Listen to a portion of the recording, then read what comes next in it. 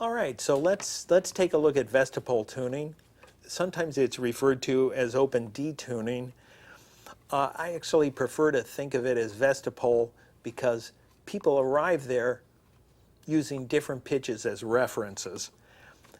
In our case, we will work out of open D. So our sixth string is already tuned to D. We're at A on the fifth string, D on the fourth.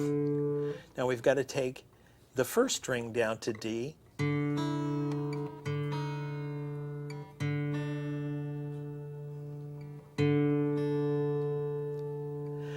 We've got to take the second string down to A.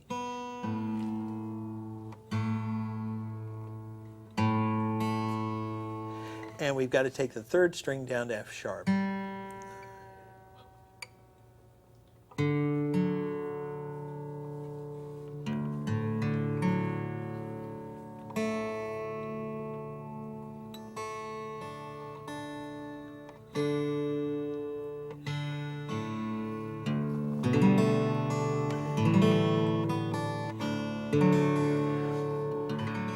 Okay, so there is open D, or I should say Vestapol tuning at D, in open D. So the notes here are D,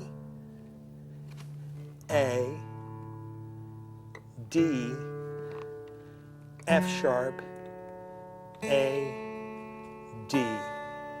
D, A, D, F sharp, A, D. Now, if I just take a moment and describe those notes, or name those notes, with regard to what voice they are in the chord. In other words, are they the root, the third, or the fifth? Well, it's voiced root, fifth, root, third, fifth, root. Root 5, root, 3, 5, root.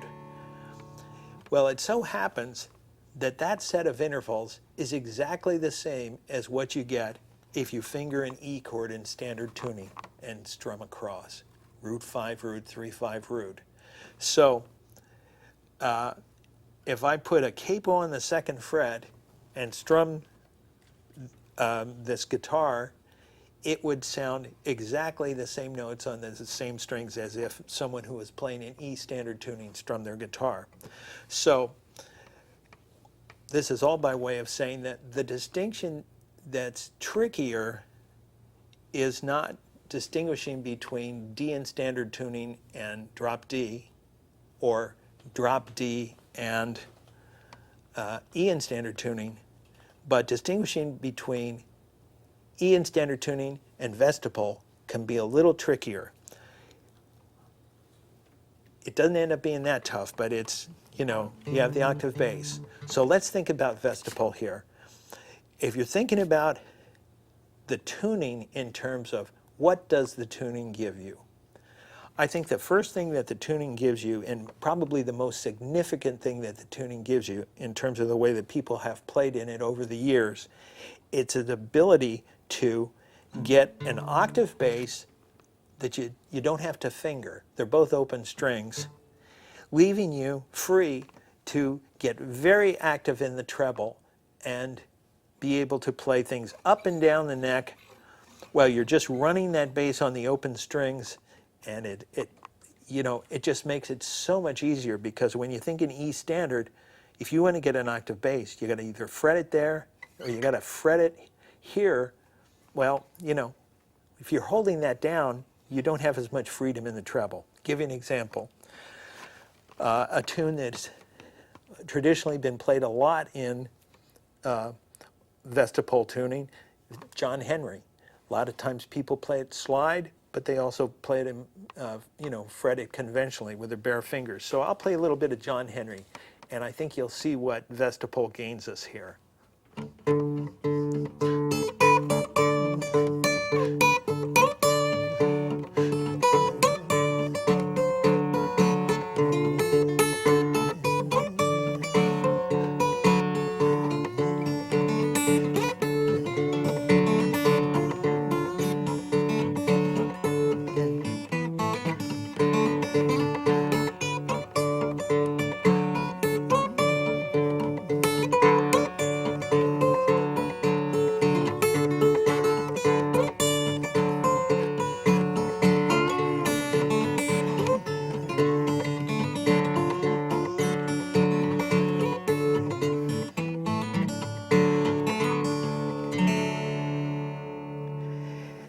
And so you could see that not having to fret the bass at all, just to play the open strings, it's just enormously liberating in terms of what you can play in the treble. You really can do a lot there.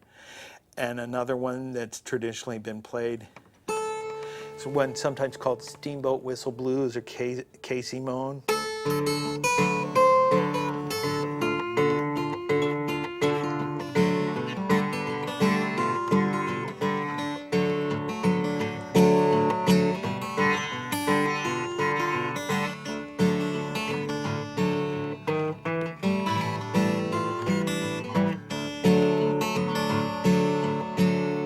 Okay. Now, what does going to Vestapol do in terms of the way your 4 and 5 chord sound? It changes them quite a lot. So a way you can get at it is this. We're playing in D, we go to G for our 4 chord. Now normally G would be fingered like this. Well, we lowered the 6th string 1 whole step, so G doesn't live there anymore. It lives up here. One result, you don't often hear a 4 chord played in Vestapol with the root in the bass because you have to go to the 5th fret to get it. Now, what about the 5th string? That's the same as it was in standard tuning. So that note still lives in the same place. The 4th string hadn't been changed, so that's fine. The 3rd string, well, normally it'd be open, but we dropped it 1/2 step. So to get the same note that we would get in standard tuning, you got to raise it 1/2 step. Your index is in perfect shape to do that. Your index just fits there beautifully. Now, what about the 2nd string? Normally it would be an open string, but it's been lowered a full step from B down to A. Well, your ring finger's free. Let's get that. Get it that way. And the 1st string, well, normally we'd get that note there, but you know, you don't want to go 2 frets higher, but we lowered the 1st string from E down to D, which happens to be the 5th of the G chord, the 4 chord. So the open 1st string is fine. That's a chord tone for your 4 chord. Yeah. Now, if you look at this position, I'm getting the 2nd fret of the 5th string, I'm getting the 1st fret of the 3rd string, and I'm getting the 2nd fret of the 2nd string. Well, it's very similar to a B7th in standard tuning, isn't it? I mean, just the shape of it, not the sound of it. That would be like this. And just like B7 in standard tuning, you know how we talked about lots of times you walk up to it from below? You do the very same thing when you're playing in Vestapol and you go to the 4 chord. There's such a tendency to walk up into the 4 chord from below on the 5th string. Give you an example. Here's an excerpt from Libba Cotton's Vestapol.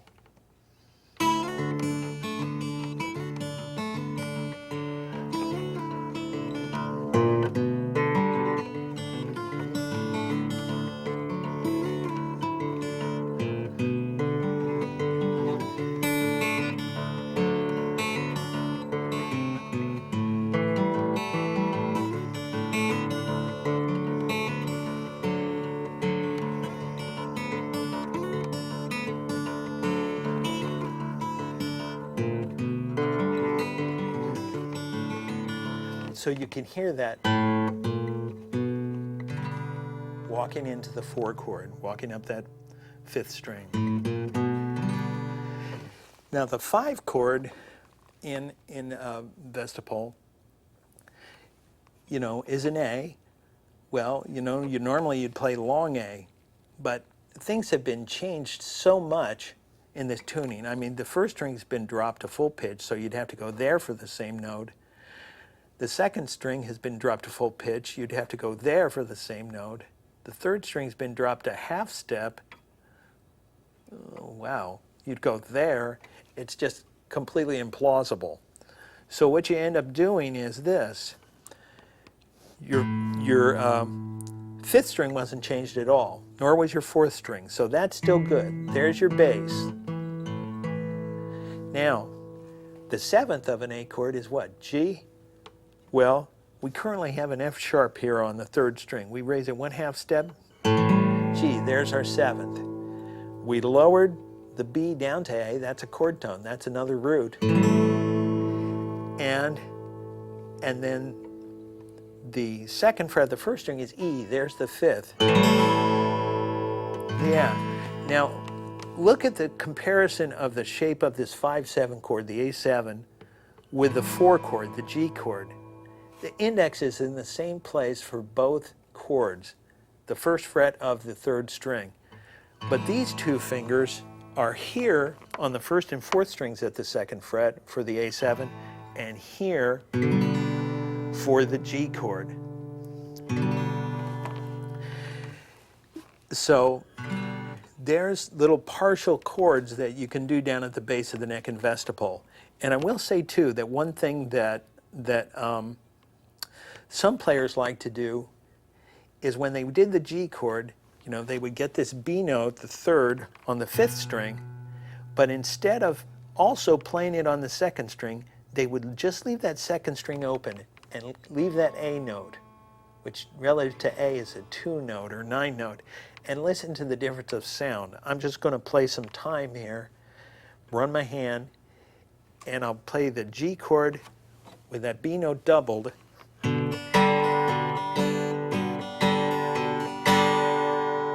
And now I'll do the same thing in the right hand, but I won't double the B note. I'll put the A note in there instead. Listen to this sound.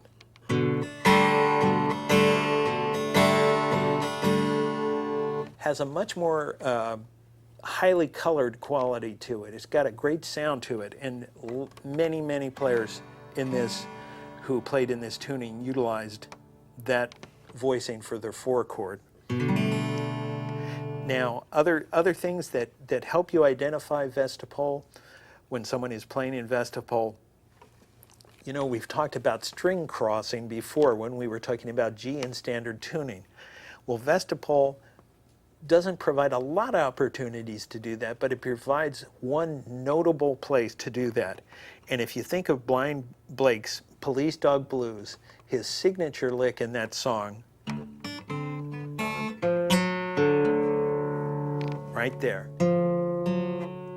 going between the third fret of the fourth string, that's your minor third note, the open third string is your major third.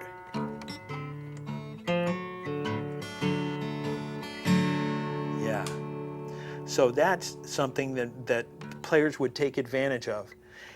And Blind Boy Fuller, when he plays Little Mama You're So Sweet, he just starts out grabbing that third fret of the third string and just brushing and taking advantage of that dissonant, those two notes a half step apart.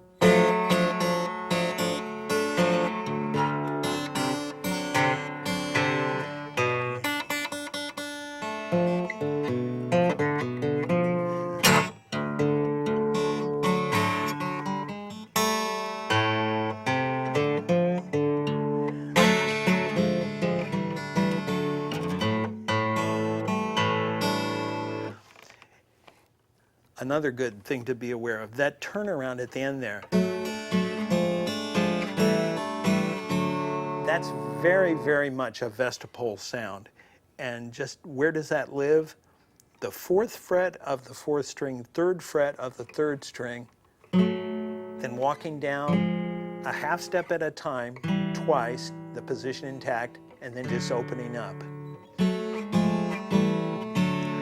It's kind of like this turnaround in E, but with the voices inverted, so you have them both in the middle of the guitar. It just sits so beautiful, very, very natural. So those are all features that that help you identify Vestapol tuning. And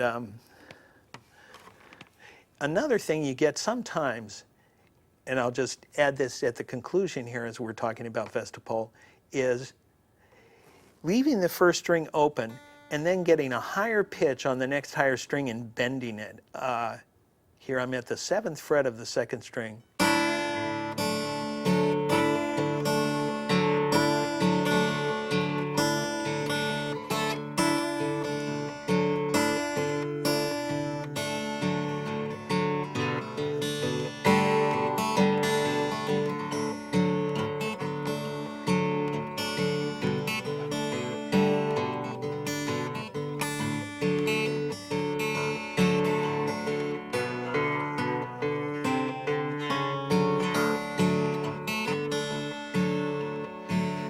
That's a beautiful song by Robert Wilkins called "That's No Way to Get Along."